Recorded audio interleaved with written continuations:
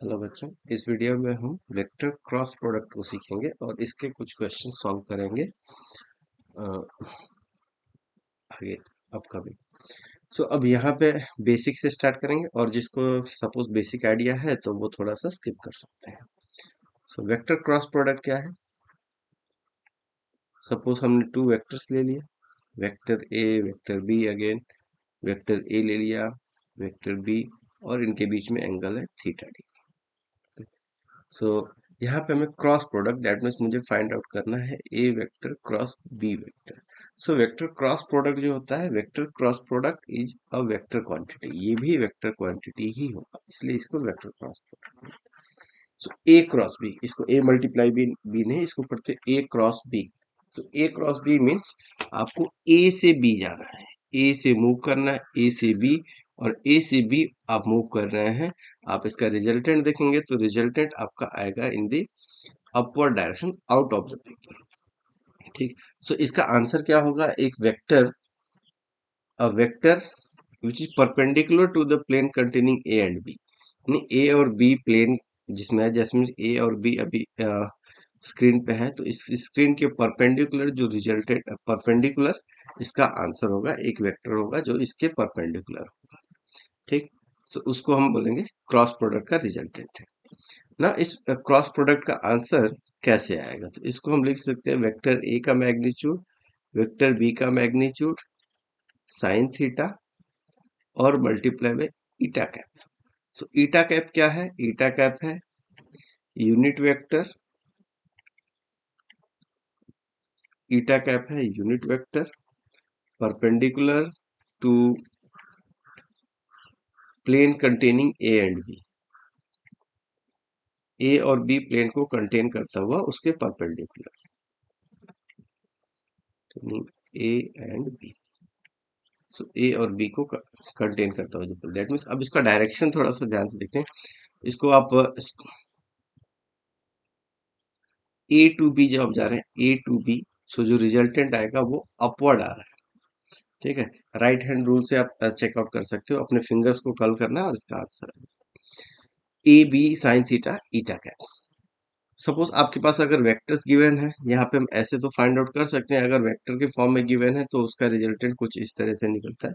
Suppose आपका vector A है A one I cap plus A two J cap plus A three K cap, और B vector है आपका suppose B one I cap plus B two J cap plus B three K cap.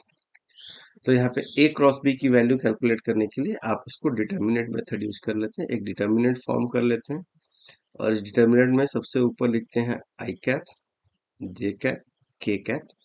फिर ए cross B है तो ए के components लिख दिए जाते हैं, ए वन, ए टू और ए थ्री। फिर बी के components B one, B two और बी थ्री लिख दिए जाते हैं।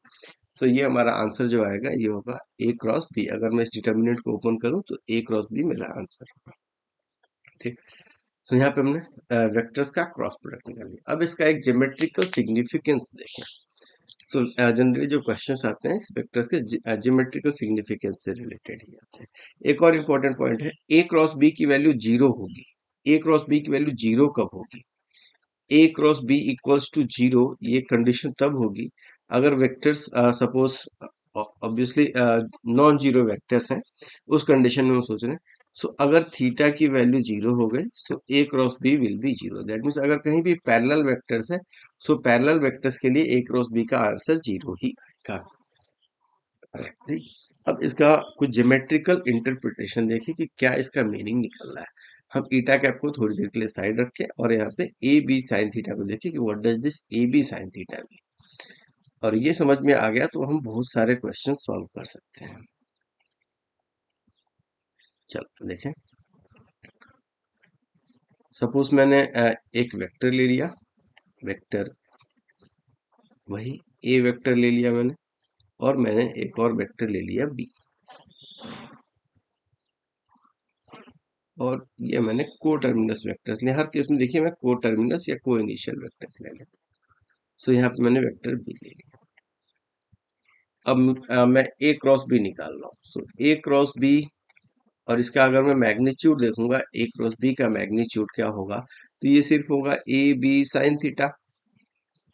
अब what is A B sine theta? एक परपेंडिकुलर ड्रॉप करें और चेक करें कि ए बी साइन थीटा क्या है यहाँ पे। सो एक मैंने यहाँ पे परपेंडिकुलर ड्रॉप कर दिया, और सब ये हमारा थीटा है, ये थीटा है। तो लेट अस सपोज मैं इसका नाम दे दूं ए बी सी। सो ये बी सी को पार्ट जो है, बी सी पार्ट को मैं लिख सकता हूँ B sine theta. B C part B sine theta के इक्वल होगा। दैट मीन्स मैं एक्चुअली में कर क्या रहा हूँ, A B sine theta, A यहाँ पे है और बी साइन थीटा। तो अगर मैं यहाँ पे पैरेललोग्राम कंप्लीट कर लूँ, लेट अस सपोज मैं अपना पैरेललोग्राम कंप्लीट कर रहा हूँ। सो ये मेरा पैरेललोग्राम, देखो पैरेललोग्राम कंप्लीट हो रहा है। ये बी वेक्टर, ए वेक्टर, और मैंने पैरेललोग्राम कंप्लीट कर दिया। ठीक है, सो ये पैरेललोग्राम कंप्लीट हो गया। अब इस पैरेललोग्राम में क्या है, देखो ए इंटू बी साइन थीटा। क्या मैं इसमें बोल सकता हूँ कि जो बी साइन थीटा है वो इस पैरेललोग्राम में हाइट भी है? बी साइन थीटा इस पैरेललोग्राम का हाइट है, और ए इस पैरेललोग्राम का बेस। ए तो इस पैरेललोग्राम का बेस है, ये तो बेस हो गया। सो दैट मीन्स अगर मैं निकाल रहा हूँ A B sine theta, so A B sine theta क्या होगा, ये होगा इस पैरेललोग्राम का area. Area of parallelogram, parallelogram के एरिया अगर निकालना है, सपोज मुझे दो वेक्टर्स गिवन है और उनसे फॉर्म होने वाले पैरेललोग्राम का एरिया चाहिए। So simply A B sine theta अगर मैं निकाल, यानी उनका क्रॉस प्रोडक्ट मैंने कैलकुलेट कर लिया, क्रॉस प्रोडक्ट का मैग्नीट्यूड निकाल लिया, सो वो एरिया ऑफ पैरेललोग्राम के इक्वल है। ओके, नाउ सपोज अगर मुझे चाहिए area of triangle, area of triangle form by two vectors. अच्छा, दो वेक्टर्स हैं तो इससे ट्रायंगल फॉर्म हो रहा है, ऑफ कोर्स फॉर्म हो रहा है। अगर मैं इन दोनों पैरेललोग्राम को हटा दूं तो एक मेरे पास ये ट्रायंगल फॉर्म हुआ, और इस ट्रायंगल का मुझे एरिया चाहिए। सपोज मुझे अब ट्रायंगल का एरिया चाहिए। सो एरिया ऑफ ट्रायंगल, ये half the area of parallelogram होता है। सो दैट मीन्स अगर मुझे एरिया ऑफ ट्रायंगल चाहिए तो इसके लिए क्या लगाऊंगा, area of triangle half the area of parallelogram होगा, and therefore half area of parallelogram, और इसको मैं लिख सकता हूँ half into A B sine theta. और दैट मीन्स, यानी कि अगर ए क्रॉस बी का मैग्नीट्यूड आप निकाल दें, ए क्रॉस बी इसका मैग्नीट्यूड निकाल दें, और इस मैग्नीट्यूड को डिवाइड बाय टू कर देते हैं, सो एरिया ऑफ ट्रायंगल आएगा। एरिया ऑफ पैरेललोग्राम चाहिए तो सिर्फ मुझे निकालना होगा ए क्रॉस बी। ए क्रॉस बी का मैग्नीट्यूड निकाल दिया, तो ए क्रॉस बी का जो मैग्नीट्यूड है वो एरिया ऑफ पैरेललोग्राम के इक्वल है। ठीक, तो ये इसका ज्योमेट्रिकल इंटरप्रिटेशन है ना। इसका आप एक और इंटरप्रिटेशन देखेंगे, that volume of parallelepiped. Parallelepiped का मतलब एक थ्री डायमेंशनल फिगर हो गया। सो लेट अस सी, हम एक पैरेललोपाइप फॉर्म करते हैं और उस पैरेललोपाइप का वॉल्यूम क्या होगा। सो एक पैरेललोपाइप ले लें,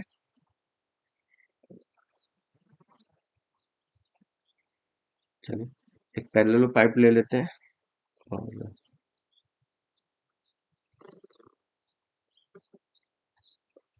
चलिए कोई बात नहीं, हम पूरा ड्रॉ कर लें। सो यहाँ पे हमने थ्री वेक्टर्स ले लिए, और ये थ्री वेक्टर्स हैं को टर्मिनस, इनसे कोई टू वेक्टर्स हो गए। सपोज मैं थर्ड वेक्टर ले लेता हूँ, ये मेरा थर्ड वेक्टर है। सो अगर देखें तो इन तीनों से फॉर्म हो रहा है एक पैरेललोपाइप, यानी एक पैरेललोग्राम है, जिसका बेस था पैरेललोग्राम पहले, और बेस में तो दो वेक्टर्स पैरेललोग्राम फॉर्म कर रहे थे, और उसके बाद से जो थर्ड वेक्टर है इसको भी अगर मैं ज्वाइन कर रहा हूँ तो मेरे पास एक पैरेललोपाइप फॉर्म हो रहा है। ठीक, तो आप समझ सकते हैं किस टाइप का एक फिगर है। हाँ बिल्कुल, और मुझे इस फिगर के बारे में अब डिस्कस करना है। सो ये एक पैरेललोपाइप फॉर्म हो गया, और ये पैरेललोपाइप में थोड़ा सा, ओके, सो आप देखें कंप्लीट एक क्लोज फिगर फॉर्म हो रही है, और यहाँ पे मैंने थ्री वेक्टर्स, अब यहाँ पे वेक्टर्स कैसे लिए? सो सपोज यहाँ पे थ्री को टर्मिनस वेक्टर्स है। थ्री को टर्मिनस कौन से वेक्टर्स ले लिए मैंने भाई? यहाँ पे ये ओरिजिन, और इस ओरिजिन से थ्री को टर्मिनस वेक्टर ले लिए। वेक्टर ए ले लिया मैंने यहाँ पे, वेक्टर बी हो गया ये, और ये हो गया वेक्टर सी। ठीक, सो थ्री वेक्टर्स ले लिए which are represented by the three sides of the parallelepiped. अब इस पैरेललोपाइड का पैरेललोपाइड में से हम क्या क्या निकाल सकते हैं? ऑफ कोर्स अब आप देखो यहाँ से पता है, अगर हम सपोज ए क्रॉस बी निकालते हैं, सो ए क्रॉस बी की वैल्यू, ए क्रॉस बी की वैल्यू ये होता है ए बी साइन थीटा और eta cap. So A B sine theta क्या है? A B sine theta area of parallelogram हो गया। ये जो बेस में पैरेललोग्राम फॉर्म हुआ ये वाला, इस पैरेललोग्राम का एरिया हो गया ना। अगर base area multiply by height कर दे तब क्या होता है? So base area multiply by height, इस पैरेललोग्राम की जो हाइट है, उस हाइट से अगर मैं इसको मल्टीप्लाई कर दूं, पैरेललोग्राम की हाइट ये ले लिया मैंने, यहाँ से सपोज ये होगा पैरेललोग्राम की हाइट। ठीक है, सो कहीं भी इसको अंडरस्टैंड यहाँ पे बेटर लग रहा है, चलो। सो यहाँ पे देख लें पैरेललोग्राम की हाइट, ये है पैरेललोग्राम की हाइट। सो पैरेललोग्राम की हाइट जो है, ये आ गई पैरेललोग्राम की हाइट। सो अगर base area multiply by height कर दें, so that will be volume of parallelepiped. और इससे कई सारे क्वेश्चंस आए हैं, वॉल्यूम ऑफ पैरेललोपाइड।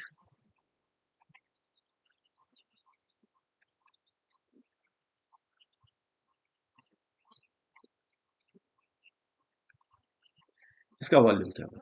सो इसका वॉल्यूम देखें, बेस एरिया हमने निकाल लिया A B sine theta eta cap, इसका जो मैग्नीट्यूड है ए बी साइन थीटा वो बेस एरिया है। अगर मैंने इसको एच से मल्टीप्लाई कर दिया, हाँ रिमेंबर कि जो A B sine theta eta cap है, ईटा कैप भी इस प्लेन के परपेंडिकुलर है, ए बी के परपेंडिकुलर है, ऐसा कुछ है ईटा कैप। सो क्या मैं ये बोल सकता हूँ जो ईटा कैप है वो एच के पैरेलल है? ईटा कैप और एच पैरेलल है, बिल्कुल ईटा कैप और एच पैरेलल है। ठीक है, सो ईटा कैप और एच पैरेलल है, दैट मीन्स ईटा कैप और एच के बीच बिल्कुल मैं इनको ऑलमोस्ट ले सकता हूँ, है ना। अब नेक्स्ट थिंग है कि सी, जो सी वाला पार्ट है, ये वाला सी पार्ट, सो सी पार्ट को अगर मैं देखूँ, ये है सी, और अगर मैं यहाँ पे सी कॉस थीटा, जो नीचे वाला पोर्शन है ये होगा सी कॉस थीटा। सी कॉस थीटा नीचे वाला पोर्शन है, सी कॉस थीटा इस ट्रायंगल के अंदर, ट्रायंगल में जो नीचे वाला पोर्शन है वो सी कॉस थीटा है। सो दैट मीन्स मैं ऐसे बोल सकता हूँ, यहाँ पे बेस एरिया तो मैंने निकाल दिया, बेस एरिया और ये वेक्टर हो गया, तो बेस एरिया और मल्टीप्लाई बाय हाइट अगर कर दें, तो base area multiply by height, ये क्या हो जाएगा? Base area multiply by height. देखो इन दोनों वेक्टर्स के बीच का एंगल यहाँ पे है थीटा, दैट मीन ये था ईटा कैप और सी के बीच का एंगल ये है। ठीक है, सो सी का और सी का जो कंपोनेंट होगा इसके अलोंग में ईटा कैप के साइड में, वो होगा सी कॉस थीटा। ध्यान रखिए, यहाँ पे मैंने थीटा ये वाला लिया, सब ये थीटा नहीं ले रहे हम, थीटा ले रहे हैं ईटा कैप के साथ। अगर मैं थीटा देखूँ, सपोज थीटा बार बार हो गया, इसको मैं अल्फा से डिनोट कर दूं, तो इसको लिख सकते हैं सी कॉस अल्फा, है ना। सी कॉस अल्फा क्या है? तो सी कॉस अल्फा है, हम बोल सकते हैं ये इसका हाइट, क्योंकि अल्फा था ईटा कैप के साथ एंगल, तो सी कॉस अल्फा जो है वो इसका हाइट है। दैट मीन्स अगर मैं ये करूं, ए क्रॉस बी का जो भी आंसर आ रहा है, इसमें अगर मैं सी कॉस अल्फा मल्टीप्लाई कर देता हूँ, सी कॉस अल्फा मल्टीप्लाई कर दूं जो कि इसका हाइट है, तो ये आ जाएगा वॉल्यूम ऑफ पैरेललोपाइड। इसको हम बोलेंगे वॉल्यूम ऑफ पैरेललोपाइड, ये इस पैरेललोपाइड का वॉल्यूम हो गया। अब सेम, अब द कॉस अल्फा क्या है? अल्फा को हमने थीटा लिया है, किसके बीच में? ईटा कैप और इसके बीच में लिया है, तो इसको अल्फा को मैं ऐसे भी लिख सकता हूँ, क्या मैं इसको लिख सकता हूँ ए क्रॉस बी डॉट सी? बिल्कुल लिख सकते हैं, ए क्रॉस बी डॉट सी इसको ऐसे लिख सकते हैं। दैट मीन्स ये वैल्यू अगर हम कैलकुलेट कर लें तो ये वॉल्यूम ऑफ पैरेललोपाइड के इक्वल होगा। और इसी को हम बॉक्स प्रोडक्ट भी बोलते हैं। बॉक्स प्रोडक्ट इसको ऐसे डिनोट कर सकते हैं, ए बी सी बॉक्स। तो इसका मतलब है box product of A B C, that means A cross B dot C निकाल लीजिए, या फिर आप ऐसे भी कर सकते हैं ए डॉट बी क्रॉस सी। आप कोई भी इसमें से निकाल लो, उससे फर्क नहीं पड़ेगा। आपका आंसर आ जाएगा और वो होगा वॉल्यूम ऑफ पैरेललोग्राम। ठीक, अब इसको कैलकुलेट कैसे करते हैं ये भी बता रहा हूँ, और इसका कुछ एप्लीकेशन। सो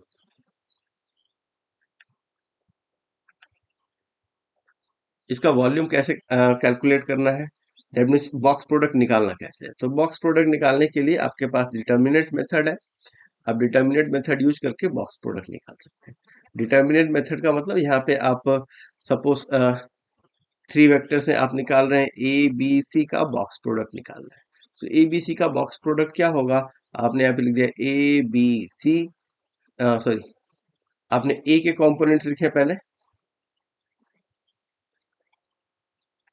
पहले आपने लिखा यहाँ पे A1 A2 A3, B1 B2 B3 और C1 C2 C3। ये जो वैल्यू होगी डिटर्मिनेंट की, ये इसका बॉक्स प्रोडक्ट होगा। ठीक है, अब इसको आप कई सारे वैल्यूज लेके और कई क्वेश्चंस में अप्लाई करके देख सकते हैं, नहीं तो इन अपकमिंग वीडियो इसके कुछ क्वेश्चंस हम सॉल्व भी करेंगे। ठीक है ना, इसका एक इंपॉर्टेंट एप्लीकेशन ये है कि व्हाट अगर ये तीनों वेक्टर्स एक ही प्लेन में हो, मतलब ए वेक्टर भी यही है, बी वेक्टर भी यही है और सी वेक्टर भी इसी प्लेन में है, इस प्लेन के ऊपर नहीं है। तो दैट मीन्स अगर हम सी वेक्टर को एक ही प्लेन में ले लें, यहाँ पे अगर सपोज मैं तीनों वेक्टर्स एक ही प्लेन में ले लेता हूँ, वेक्टर ए, वेक्टर बी और ए वेक्टर सी ले लिया मैंने। ये अलग दिख रहा है बट मैं इसको इसी प्लेन में मान रहा हूँ। सो ये तीनों वेक्टर्स एक ही प्लेन में है, ऊपर नहीं है, तीनों वेक्टर्स एक ही प्लेन में। तो उस कंडीशन में इसका एरिया तो होगा बट इसका वॉल्यूम नहीं होगा, और इस केस में अगर आप वॉल्यूम कैलकुलेट करेंगे तो वॉल्यूम आएगा 0। ये भी एक इम्पोर्टेंट एप्लीकेशन है कि जब भी to prove coplanarity, coplanar vectors, अगर वेक्टर्स कोप्लेनर हैं तो कोप्लेनर वेक्टर्स का जो बॉक्स प्रोडक्ट होगा 0 होता है। कोप्लेनर वेक्टर्स का बॉक्स प्रोडक्ट 0, ये इसका इम्पोर्टेंट एप्लीकेशन है और कई क्वेश्चंस आ चुके हैं आईटी जेई में। ठीक, सो इन द नेक्स्ट वीडियो हम इसके कुछ क्वेश्चंस को भी सॉल्व करेंगे।